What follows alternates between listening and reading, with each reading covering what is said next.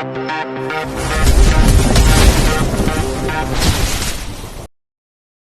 35-39. Pengasuh anak Presdir. Kau kenapa Anya? Tanya Lisa manajer Anya, saat ia baru datang menemui Anya di kamar hotel yang Anya tempati. Ia melihat Anya tengah melamun melihat pemandangan dari jendela. Tidak apa-apa. Jawab Anya. Apa kau rindu suamimu? Tanya Lisa, ia tentu tahu kalau Anya sudah menikah dan punya anak. Anya terdiam, tentu saja ia merindukan Kaisar dan Kanaya. Namun ia masih kesal dan marah pada Kaisar, setelah mereka bertengkar 2 bulan lalu. Anya berpikir untuk menghukum Kaisar dengan mengabaikannya tak pernah memberikan atau membalas pesan darinya. Kau benar-benar tidak mau pulang?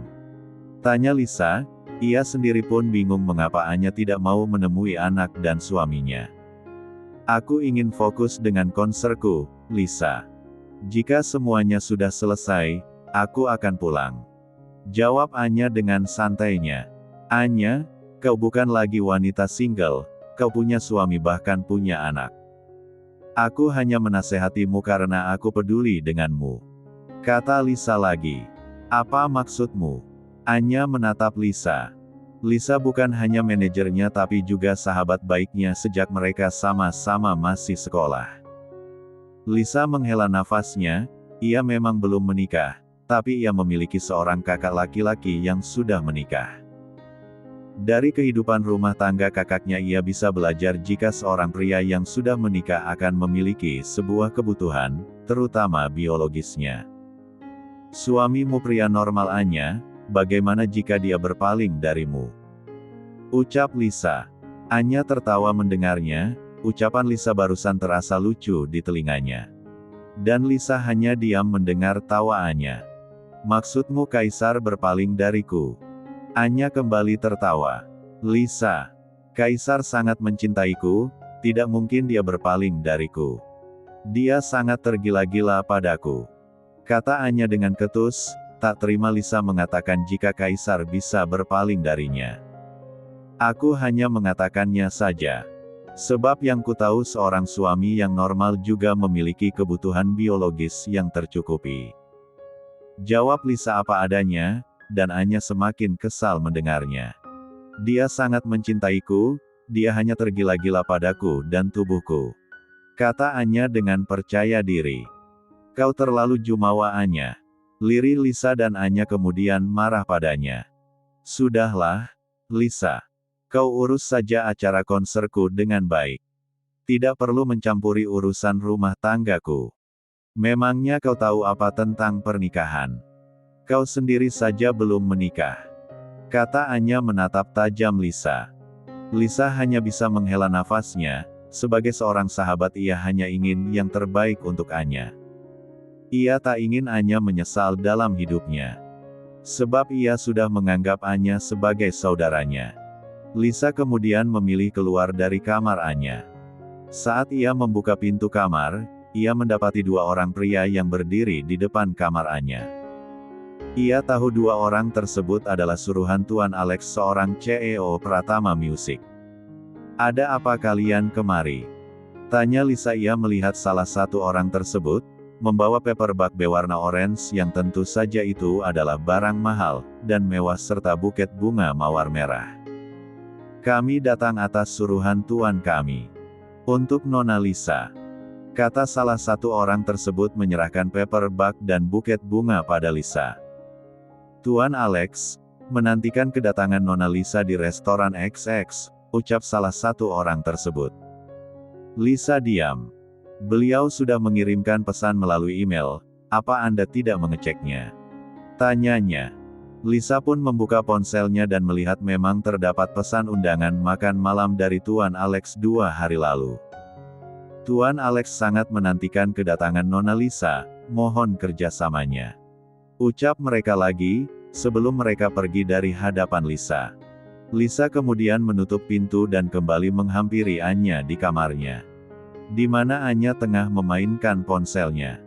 Anya melihat Lisa yang datang lagi dengan membawa paperback dan juga buket bunga mawar. Dari siapa? Tanya Anya. Tuan Alexander, CEO Pratama Music.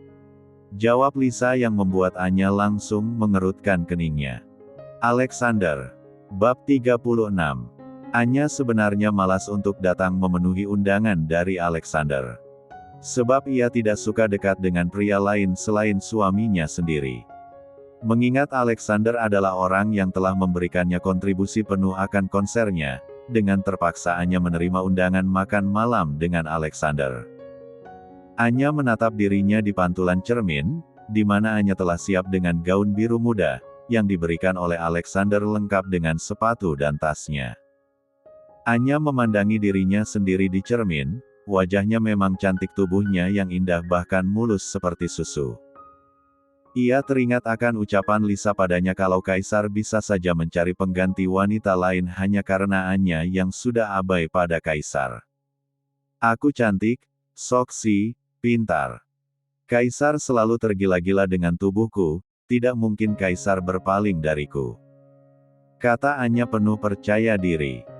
Tak lama Lisa datang untuk mengantarkannya ke sebuah restoran di mana Alexander sudah menunggunya di sana. Kau sudah siap? Tanya Lisa. Iya. Ayo berangkat, aku tidak mau berlama-lama, jika dia bukan orang di balik kesuksesan konserku, aku tidak mau bertemu dengannya. Kata Anya berjalan melewati Lisa. Lisa hanya menghela nafasnya, dan mengikuti Anya dari belakang. Tak lama mobil yang membawa Anya tiba di sebuah restoran mewah.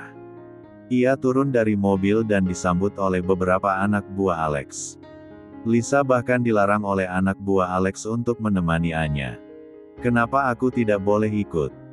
Tanya Lisa berdecak kesal, tentu saja ia harus ikut karena ia harus menjaga Anya dari hal-hal yang tak diinginkan. Ia selalu waspada ketika membawa Anya pergi. Karena keselamatan Anya adalah prioritas utamanya. Tuan Alex hanya ingin bertemu dengan Nona Anya. Jawab salah satu anak buah Alex tersebut.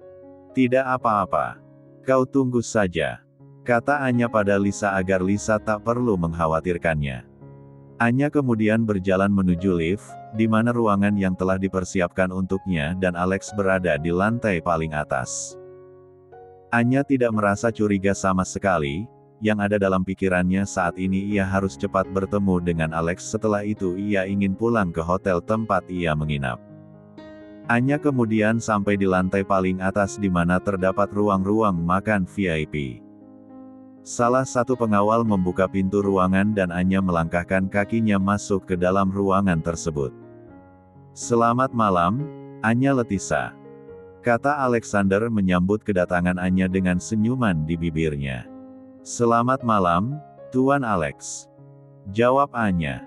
Alex kemudian mempersilahkan Anya duduk, dan kini mereka tengah duduk berdua di mana meja tersebut telah terisi beberapa hidangan makanan. Alex tidak pernah mengalihkan tatapan matanya pada Anya. Ia sudah lama menyukai Anya, namun Anya selalu menolaknya untuk bertemu. Dan kali ini ia begitu bahagia karena Anya mau menerima undangannya. Apa konsermu menyenangkan, Anya? Tanya Alex dengan lembut. Seperti yang Anda lihat, Tuan Alex. Jawab Anya ketus. Ia benar-benar tidak nyaman ketika harus makan berdua dengan Alex. Langsung saja Tuan Alex, mengapa Anda mengundangku kemari? Tanya Anya to the point. Alex tersenyum melihat sikap Anya seperti itu, seolah Anya tidak suka bertemu dengannya. Apa kau tidak suka bertemu denganku? Tanya Alex. Tidak perlu basa-basi, Tuan Alex. Katakan apa maumu sebenarnya? Tanya Anya cepat. Alex menghela nafasnya, kemudian mengambil botol anggur yang ada di atas meja dan menuangkannya ke dalam gelasnya dengan perlahan. Apa kau pernah bermimpi ingin menjadi seorang diva? Aku bisa mewujudkannya, jika kau mau. Kata Alex kemudian ia menyesap minuman itu dengan menatap Anya. Anya terdiam, ia tahu Alex pria yang memiliki kekuasaan. Banyak penyanyi yang sukses karena bantuan Alex. Tapi Anya tidak mau melakukan itu karena ia masih menjaga marwahnya sebagai istri Kaisar. Tidak. Aku tidak butuh bantuanmu, aku bisa sukses karena usahaku. Kata Anya menolak mentah-mentah tawaran Alex. Tangan Alex terkepal kuat ketika mendengar penolakan Anya. Ia pria yang berkuasa, segala keinginannya harus ia dapatkan apapun caranya. Jangan berlagak sombong, Anya. Tidakkah kau tahu kalau kesuksesan karirmu saat ini, semuanya adalah campur tangan dariku. Dalam waktu kurang 1 tahun, kau bisa jadi seperti sekarang. Apa kau tidak berpikir sampai ke sana? Tanya Alex menatap nyalang Anya. Anya terdiam, ia tak tahu kalau dalang dari kesuksesannya adalah Alex. Pantas saja lagu-lagunya begitu laris di pasaran karena Alex yang membantunya. Ia ingat betul beberapa tahun lalu, lagu-lagunya tidak begitu banyak diminati orang-orang. Kau sudah mengerti? Tanya Alex pelan. Apa maumu? Tanya Anya menatap tajam Alex. Sederhana. Jawab Alex melipat kedua tangan di dadanya menatap Anya. Apa?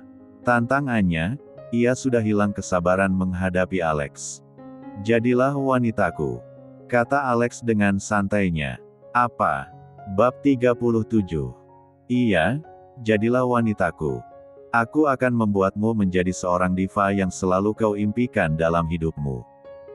Alex mendekatkan wajahnya pada wajah Anya dan Anya dengan cepat mendorong tubuh Alex agar menjauh darinya. Kau pikir aku apa? Aku bukan wanita murahan. Bentak Anya, ia benar-benar jijik dengan sikap Alex padanya. Alex tertawa, sedangkan Anya sudah tidak mau lagi melihat wajah Alex. Anya kemudian hendak pergi dari hadapan Alex. Kau mau kemana? Jika kau ingin pergi, aku akan menarik semua kontribusiku pada konsermu. Ancam Alex. Anya membalikkan tubuhnya dan tersenyum mengejek pada Alex. Tanpa Alex pun ia masih bisa berkarya, lagi pula ia memiliki suami seperti kaisar yang bisa membantunya. Aku tidak peduli. Aku akan membatalkan semua konserku. Kata Anya dengan tegas. Alex kembali tertawa. Kau ingin membatalkannya? Berarti kau harus siap membayar denda dan menerima konsekuensinya. Kata Alex menatap tajam Anya yang ternyata keras kepala. Silahkan. Aku tidak takut. Kata Anya dengan gugup. Alex berdiri dari duduknya dan berjalan mendekat pada Anya. Aku sudah berusaha bersikap lembut padamu, Anya. Tapi sepertinya kau memang suka dengan cara yang kasar. Kata Alex dengan suara berat. Mau apa kau? Ucap Anya semakin gugup ketika Alex mendekatinya, dan Anya melangkahkan kakinya ke belakang. Alex membuka jasnya dan melonggarkan dasinya. Anya yang ketakutan ia mencoba berlari keluar dari ruangan tersebut namun ternyata pintu ruangan itu terkunci dari luar. Buka pintunya. Teriak Anya ketakutan. Lisa, tolong aku. Pekik Anya namun tidak ada yang mendengar suaranya dari luar. Jangan tanyakan Lisa, saat ini Lisa sudah terlelap dalam tidurnya. Salah satu anak buah Alex memasukkan obat tidur ke dalam minumannya, dan Lisa sudah tidur karena efek obat tersebut. Sehingga ia tak tahu apa yang sudah terjadi dengan Anya, apalagi untuk menolong Anya. Jangan mendekatiku, brengsek. Maki Anya. Lepaskan aku. Tangan Anya ditarik oleh Alex hingga Anya jatuh terjerembab di atas karpet. Anya memundurkan tubuhnya karena Alex terus mendekatinya seolah ingin melecehkannya. Kau mau apa? Hah? Bentak Anya. Aku pria yang tidak bisa ditolak. Aku akan mendapatkan apa yang aku inginkan. Kata Alex dengan suara beratnya. Srek. Alex merobek gaun yang dikenakan oleh Anya, hingga D4 indah Anya terekspos sempurna di mata Alex. Jingan kau. Pekik Anya menutupi asetnya dari hadapan Alex. Kau harus menjadi milikku, Anya. Bisik Alex ia meraba tubuh Anya dari atas hingga ke bawah. Sekuat apapun Anya meronta dan melawan, namun ia tak bisa mengimbangi kekuatan Alex. Jangan. Anya merasakan J4 tangan Alex masuk ke dalam satu entonya. Alex begitu kasar padanya hingga Anya mer satu entih kesempat kitan. Ah, Alex, kumohon jangan lakukan. Aku punya suami. Pekik Anya dan Alex hanya tertawa mendengarnya. Mana mungkin Alex percaya jika Anya sudah memiliki suami. Suami? Suami yang mana? Jika kau mau memiliki seorang suami, maka akulah yang akan menjadi suamimu. Kata Alex dengan suara beratnya. Ia sudah dipengaruhi oleh nafsu. Ya, jangan Alex, kumohon jangan lakukan. Anya menangis histeris, apalagi saat Alex menarik kedua kakinya. Dengan satu kali pukulan, bebeknya masuk ke dalam Anya yang begitu ketat dan sempit. Jingan kau. Anjing. Pekik Anya. Ia hanya bisa menangis ketika Alex tak menyangka akan mengalami hal tragis seperti ini. Malam itu, Anya hanya bisa menangis meratapi nasibnya karena Alex telah memperkawasnya. Ia tak menyangka akan mengalami nasib seperti ini. Seketika ia teringat akan wajah anak dan suaminya, ia menyesal telah meninggalkan mereka hanya karena ambisinya menjadi seorang penyanyi. Mas Kaisar, maafkan aku, ucap Anya dalam isak tangisnya. Bab 38. Lain halnya dengan Kaira dan Kaisar. Kaira baru selesai menidurkan kananya, dan kini ia tengah duduk dan membuka buku pelajarannya karena besok pagi ia akan mengikuti ujian. Saat Kaira tengah belajar, tiba-tiba Kaisar datang dengan membawa 2 cangkir teh hangat. Kaira melihat majikannya yang sudah menjadi suaminya itu hanya tersenyum manis, apalagi Kaira melihat Kaisar membawakannya 2 cangkir teh untuk mereka. Masih belajar? Tanya Kaisar mengusap lembut pucuk kepala Kaira. Iya tuan, jawab Kaira pelan. Aku harus dapat juara umum lagi, agar beasiswaku tidak dicabut. Kata Kaira apa adanya. Kaisar hanya tersenyum, tanpa Kaira mengejar beasiswa pun Kaisar bisa membiayai pendidikan Kaira. Jangan dipaksakan. Aku masih bisa membayar sekolahmu. Apa kau mau pindah saja ke sekolah internasional sekalian? Tanya Kaisar. Buat apa tuan? Sebentar lagi aku naik kelas 12. Tanggung sekali kalau mau pindah sekolah. Lagi pula aku sudah nyaman belajar di sekolahku, walaupun temanku cuma Reno. Kata Kaira jujur. Mendengar nama Reno, Kaisar langsung terkejut dan memasang muka masam. Ternyata istrinya itu hanya punya 1 orang teman, dan itu pun seorang laki-laki. Reno. Gumam Kaisar. Iya, dia baik selama ini padaku. Dia juga yang jagain Kanaya sewaktu aku di sidang kepala sekolah saat aku membawa Kanaya. Kata Kaira tertawa kecil. Tapi aku tidak suka kau dekat dengannya. Ucap Kaisar dengan wajah merengut. Kaira melihat suaminya, mungkinkah suaminya itu cemburu pada Reno? Cemburu ya. Kaira terkekeh melihat wajah suaminya yang terkesan lucu baginya. Jangan marah. Ucap Kaira dengan lembut, membujuk suaminya agar tidak cemberut lagi. Kaisar kemudian menatap Kaira dengan intens. Kaira, aku siapamu sekarang? Tanya Kaisar serius. Suamiku. Ucap Kaira gugup melihat mode serius di wajah Kaisar. Kaisar menatap wajah Kaira tak berkedip, wanita yang sudah sah menjadi istrinya. Kaisar kemudian meraba tangan Kaira, hingga Kaira semakin gugup dengan apa yang dilakukan oleh suaminya itu. Kaisar meraih dagu Kaira, hingga wajah mereka begitu dekat dan hembusan nafas mereka pun saling menerpa wajah. Kaira. Lirih Kaisar. Kaira menelan Slavinanya, tatapan Kaisar seolah memiliki arti lain ketika melihatnya. Kaisar memiringkan wajahnya hendak mendium bisbir Kaira, namun tiba-tiba Diana datang ke kamar Kanaya, karena ingin tidur di kamar cucunya itu. Ia terkejut mendapati anak dan menantunya yang hendak menyatukan bisbir mereka. Astaga! Diana menutup wajahnya dan mereka berdua langsung terkejut melihat kedatangan Diana. Ibu. Lirih Kaira merasa malu melihat ibu mertuanya sedangkan Kaisar hanya bisa berdecak kesal karena kemesraannya terganggu oleh ibunya. Cek. Maaf. Ibu mau tidur di kamar Kanaya, boleh kan? Tanya Diana. Tentu saja ibu. Aku akan tidur di kamarku. Jawab Kaira. Ia dengan cepat membereskan buku pelajarannya, dan membawanya keluar dari kamar Kanaya. Kendalikan dirimu Kaisar. Kaira masih sekolah. Ucap Diana memperingati putranya, agar tidak berlebihan dengan Kaira, karena Kaira masih sekolah dan harus fokus menyelesaikan sekolahnya. Iya ibu. Jawab Kaisar dengan kesal. Ia pun kemudian mensium Kayana yang telah tertidur pula lalu pergi dari kamar Kanaya menuju kamar Kaira. Kaira terkejut melihat suaminya masuk ke dalam kamarnya. Mau apa tuan kemari? Tanya Kaira bingung. Mau tidur. Jawab Kaisar dengan santainya dan mata Kaira langsung melotot mendengarnya. Tuan jangan main-main ya. Keluar sana. Usir Kaira. Ia lupa kalau mereka sudah menikah dan sudah seharusnya mereka tidur di kamar yang sama. Hah! Kaisar melongo mendengarnya. Bab 39. Jadi aku tidur di luar, begitu? Ucap Kaisar. Kenapa tidur di luar? Tuan kan kamar punya kamar sendiri.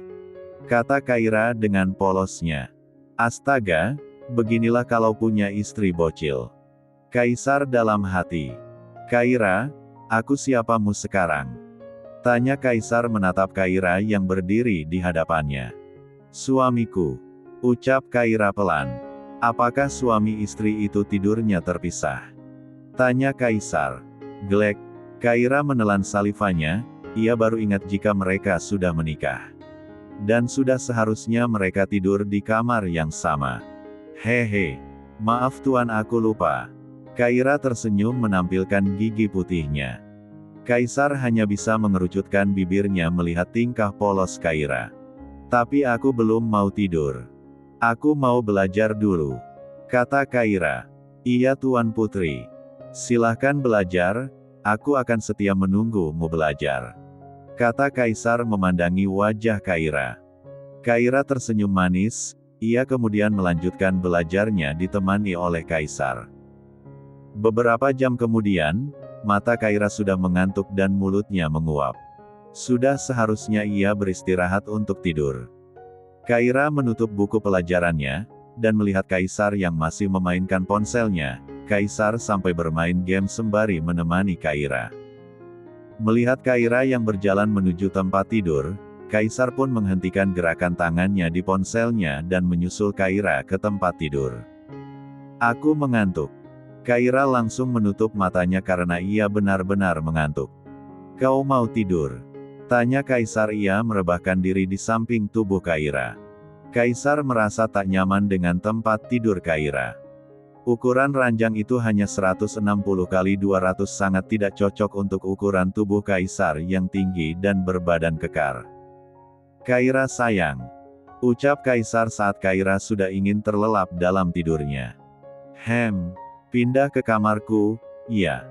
Kata Kaisar. Itu kamar tuan dan Nyonya Anya. Kata Kaira tanpa membuka matanya. Kaisar terdiam. Tentu saja Kaira tidak mau tidur di kamar Kaisar karena kamar itu adalah milik Anya. Ya sudah, ayo tidur. Ucap Kaisar pasrah. Mau tidak mau ia harus tidur di ranjang kecil dengan Kaira malam ini.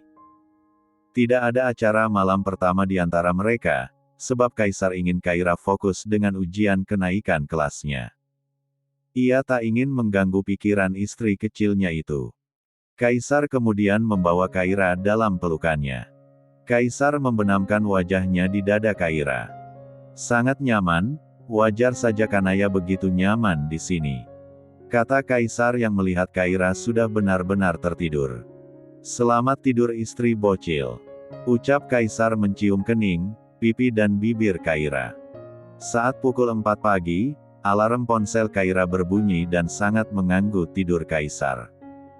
Kaisar terbangun dan mematikan ponsel Kaira kemudian tidur lagi dengan memeluk Kaira. 2 jam kemudian, Kaira terbangun dari tidurnya. Jam berapa ini? Ucap Kaira. Ia kemudian melihat jam di dinding yang sudah menunjukkan pukul 6:30 pagi. Hah!